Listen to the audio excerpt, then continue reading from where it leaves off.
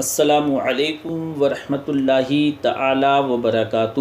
الحمد للہ علی کل حال والصلاة والسلام علی صاحب حسنہ والجمال، اما بعد، اعوذ باللہ السمیع العلیم من الشیطان الرجیم، بسم اللہ الرحمن الرحیم۔ آئیے حضرات، سب سے پہلے بارگاہ رسالت مآب صلی اللہ علیہ وآلہ وسلم میں ہدیہ درود و سلام پیش فرما لیں اور پڑھیں اللہ رب محمد صلی اللہ علیہ وسلم نحن عباد محمد صلی اللہ علیہ وسلم صلو علیہ صلاۃ و سلاما علیکا یا سیدی یا رسول اللہ صلی اللہ علیہ وسلم۔ حضرات، ایک صاحب نے سوال پوچھا، کہنے لگے کہ میلاد مصطفیٰ کس کو منانا چاہیے؟ میں نے کہا اس بیٹی کو منانا چاہیے۔ میلاد مصطفیٰ اس بیٹی کو منانا چاہیے جو زندہ ہوتی تھی تو دفن کر دیا جاتا تھا، پر میرے رسول کریم رؤوف الرحیم صلی اللہ علیہ وآلہ وسلم نے فرمایا، اب جو بیٹی پالے گا نا میں اس کا بازو پکڑ کے جنت میں ساتھ لے کے جاؤں گا۔ سبحان اللہ۔ میں نے کہا میلاد اس ماں کو منانا چاہیے جس ماں کا بیٹا گلے میں رسی ڈال کے ماں کو منڈی میں بیچ آتا تھا۔ میرے مصطفیٰ کریم صلی اللہ علیہ وآلہ وسلم نے فرمایا، جنت 7 آسمانوں کے پاس سدرۃ المنتہا کے پاس تھی، پر میں نے وہاں سے کھینچ کے لا کے ماں کے قدموں کے نیچے رکھ دی ہے۔ میلاد اس باپ کو منانا چاہیے جس کی اولاد ڈنڈوں سے مارتی تھی، پر رسول کریم رؤوف الرحیم صلی اللہ علیہ وآلہ وسلم نے فرمایا، سن لو، اب جس کا ابا راضی ہوگا، اب جس کا بابا راضی ہوگا، اسی کا اللہ راضی ہوگا۔ میں نے کہا میلاد اس غریب کو منانا چاہیے جو بھینس کی طرح، بکری کی طرح منڈی میں بکتا تھا، پر مصطفیٰ جان رحمت، شمع بزم ہدایت، قاسم نعمت صلی اللہ علیہ وآلہ وسلم نے کالے رنگ والے حبشی غلام کو سینے سے لگا کے فرمایا، غریبوں کو چھوٹا نہ سمجھنا، میں اللہ کا رسول جب جنت میں جاؤں گا نا، فرمایا میں اللہ کا رسول جب جنت میں جاؤں گا نا تو آگے بھی غریب ہوں گے، پیچھے بھی غریب ہوں گے، میرے دائیں بھی غریب ہوں گے، بائیں بھی غریب ہوں گے۔ فرمایا امیر ویٹنگ لسٹ میں ہوں گے، فرمایا امیر ویٹنگ لسٹ میں ہوں گے، 500 سال بعد جنت میں جائیں گے غریبوں سے، امیر 500 سال بعد غریبوں سے جنت میں جائیں گے۔ غریبوں کے لیے جنت کے دروازے 500 سال پہلے ہی کھلوا دوں گا، سرکار نے فرمایا غریبوں کے لیے 500 سال پہلے ہی جنت کے دروازے کھلوا دوں گا۔ تو منانا چاہیے میلاد۔ سن مولوی، تجھے پوچھتا کوئی نہیں، تیرا ذکر کوئی نہ کرتا، لیکن تو منبر پہ بیٹھا ہے، تو محمد عربی صلی اللہ علیہ وآلہ وسلم کے نام کا کھا رہا ہے، تو حیدر کرار کے نام کا کھا رہا ہے، تو عثمان ذوالنورین کے نام کا کھا رہا ہے، تو حضرت عمر فاروق اعظم رضی اللہ تعالی عنہ کے نام کا کھا رہا ہے، تو ابو بکر صدیق اعظم رضی اللہ تعالی عنہ کے نام کا کھا رہا ہے، تو حسنین کریمین رضی اللہ تعالی عنہما کا صدقہ کھا رہا ہے۔ تجھے نہ کبھی کسی نے تیری برادری پوچھی، نہ کبھی تیرا کسی نے ایڈریس پوچھا، نہ کبھی کسی نے تیری سند پوچھی۔ لوگ تیرے نعرے لگاتے ہیں، لوگ تیرے ہاتھ چومتے ہیں، پھر مان جا کہ تجھے صبح بھی میلاد منانا ہے، شام بھی میلاد منانا ہے، اور تیرا کام تھا کہ تیری آنکھیں بھیگی رہتی، اور اس بوڑھے کو بھی میلاد منانا چاہیے جس کے بارے میں میرے نبی کریم صلی اللہ علیہ وآلہ وسلم نے فرمایا، سفید داڑھی والے کی جس نے عزت کی اس نے رب کی بھی عزت کی، اس نے رب تبارک و تعالیٰ کی بھی عزت کی، اس نے تو رب کی عزت کی۔ سبحان اللہ۔ میرے بھائی، اس مزدور کو بھی میلاد منانا چاہیے جس کے بارے میں نبی پاک صلی اللہ علیہ وآلہ وسلم نے فرمایا جو اپنے ہاتھوں پہ چھالے ڈال کے مزدوری کرتا ہے میں نے تو اسے رب کریم صلی اللہ علیہ وآلہ وسلم کا دوست بنا دیا ہے. ہر اس طبقے کو میلاد منانا چاہیے جسے تیرے رسول کریم صلی اللہ علیہ وآلہ وسلم نے عزت عطا فرمائی, جسے رسول کریم صلی اللہ علیہ وآلہ وسلم نے عزت عطا فرمائی. اس بہن کو بھی میلاد منانا چاہیے جس کے بارے میں نبی پاک صلی اللہ علیہ وآلہ وسلم نے فرمایا اگر کسی کا باپ چلا جائے اور اس کے حصے میں بہنیں آ جائیں, 4 بہنیں 3 بہنیں 2 بہنیں بیاہ کے جو آیا تم میں سے, فرمایا جو 2 بہنیں بیاہ کے جو آیا تم میں سے میرے محبوب صلی اللہ علیہ وآلہ وسلم نے فرمایا میری انگلیاں جڑی ہوئی ہیں نا, اس طرح میری انگلیاں سرکار نے فرمایا جڑی ہوئی ہیں نا, اس طرح میں اسے جوڑ کے اپنے ساتھ جنت میں لے کے جاؤں گا. سبحان اللہ. اس بہن کو میلاد نہیں منانا چاہیے کیا؟ میرے رسول کریم صلی اللہ علیہ وآلہ وسلم نے فرمایا جس کی بیٹی واپس آ جائے, یعنی جس کی بیٹی کو طلاق ہو گئی ہو, بیوہ ہو گئی ہو, واپس آ گئی, اپنے مائکے میں واپس آ گئی, اپنے گھر پر واپس آ گئی نا, اپنے گھر پر واپس آ گئی, فرمایا واپس آنے والی بیٹی کو, واپس آنے والی بیٹی کی جو باپ خدمت کرے گا, میرے رسول پاک صاحب الاولاق صلی اللہ علیہ وآلہ وسلم فرماتے ہیں میں قیامت میں اس کا سفارشی بنوں گا. تو اس بیوہ کو اور طلاق یافتہ کو میلاد نہیں منانا چاہیے کیا؟ وہ اس رسول کریم صلی اللہ علیہ وآلہ وسلم کا ذکر نہیں کرے گی جس نے اتنا درجہ دے دیا, جس نے اتنا نواز دیا. ارے تجھے تو صبح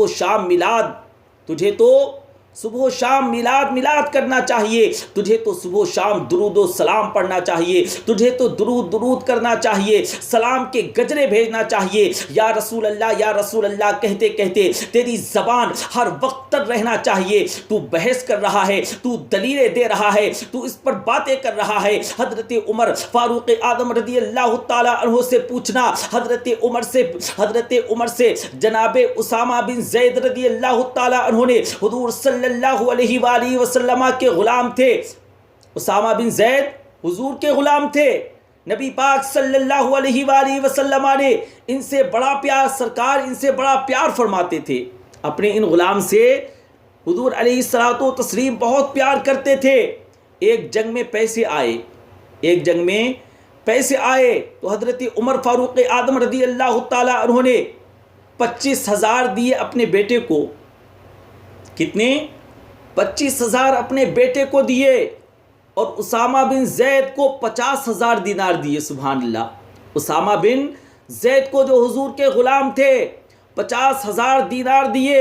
بیٹا کہنے لگا ابا حضور وہ تو چھوٹے ہیں, میں بڑا ہوں, وہ حضور کے زمانے میں بچے تھے, میں جہاد کرتا تھا, یہ آپ نے کیا کیا؟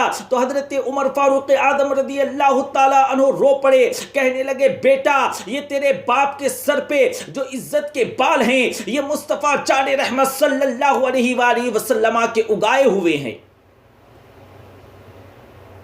اسامہ سے نبی پاک صلی اللہ علیہ وآلہ وسلم کو بڑا پیار تھا. سرکار اپنے ان غلام سے بہت پیار فرماتے تھے. حضرت اسامہ سے سرکار بہت پیار فرماتے تھے. حضور کو بہت محبت تھی. بیٹا اس کی ناک سے ریت نکلتی تھی تو رسول پاک صلی اللہ علیہ وآلہ وسلم اپنے ہاتھوں سے صاف کر دیتے تھے. اس غلام کے ناک سے ریت نکلتی تو پیارے آقا اپنے ہاتھوں سے اللہ اکبر کبیرہ صاف فرما دیا کرتے. حضور صلی اللہ علیہ وآلہ وسلم اس کو گود میں بٹھاتے. سرکار اس غلام کو گود میں بٹھاتے تھے. میں کیسے بھول جاؤں, حضرت عمر نے کہا تھا اے بیٹے میں کیسے بھول جاؤں رسول کریم صلی اللہ علیہ وآلہ وسلم کے اس غلام کو. کہا رسول پاک صلی اللہ علیہ وآلہ وسلم کے احسانات کیسے بھول جاؤں. حضرت عمر رضی اللہ تعالی عنہ جا رہے تھے تو مکہ کے رستے میں ایک تنا آیا کھجور کا, ایک تنا آیا کھجور کا خشک تنا تھا. حضرت عمر رضی اللہ تعالیٰ عنہ نے اس کو بازوؤں میں لے کے رونا شروع کر دیا. فاروق اعظم رونے لگے. عمر کیا ہوا، کیوں روتے ہو؟ کہنے لگے یہاں تو میں اونٹ چرایا کرتا تھا. فرمانے لگے یہاں پر میں اونٹ چرایا کرتا تھا، یہاں میرا باپ مجھے مارا کرتا تھا، مجھے میرا باپ مارا کرتا تھا. دیکھو آج عمر نعرہ لگاتا ہے تو قیصر و کسریٰ کانپ جاتے ہیں. اور سن تیری دنیا بھی حضور صلی اللہ علیہ وآلہ وسلم کے صدقے بنی، اور تیری قبر میں بھی کوئی ساتھ نہیں جائے گا، کوئی ساتھ نہیں جائے گا. اگر قبر میں بھی کوئی ساتھ جائے گا تو ہمارے مصطفیٰ کریم صلی اللہ علیہ وآلہ وسلم ہیں جو قبر میں بھی آئیں گے. قبر کے اندر بھی سرکار تشریف لائیں گے. کبھی کوئی گیا ہے کیا قبر میں کسی کے ساتھ؟ لیکن ہمارے سرکار، ہمارے پیارے آقا صلی اللہ علیہ وآلہ وسلم قبر میں بھی تشریف لائیں گے.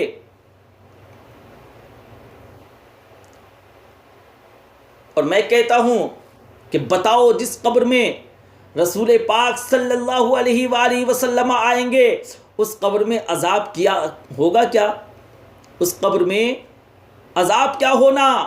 جس قبر میں ہمارے اور آپ کے آقا آ جائیں پھر عذاب کیا ہونا؟ جب حضور صلی اللہ علیہ وآلہ وسلم یہاں آ گئے تو عذاب کیا ہونا؟ نبی پاک صلی اللہ علیہ وآلہ وسلم جدھر سے گزر جائیں رب وہ جگہ جنت بنا دیتا ہے، وہاں کیا عذاب ہونا؟ وہاں تو دیدار ہونا ہے. تیری قبر میں بھی نبی پاک صلی اللہ علیہ وآلہ وسلم تشریف لائیں گے. حضور نے فرمایا میزان عمل پہ عمل تلیں گے تو پھر بھی میں تمہارے پاس ہوں گا، پھر بھی میں تمہارے پاس ہوں گا.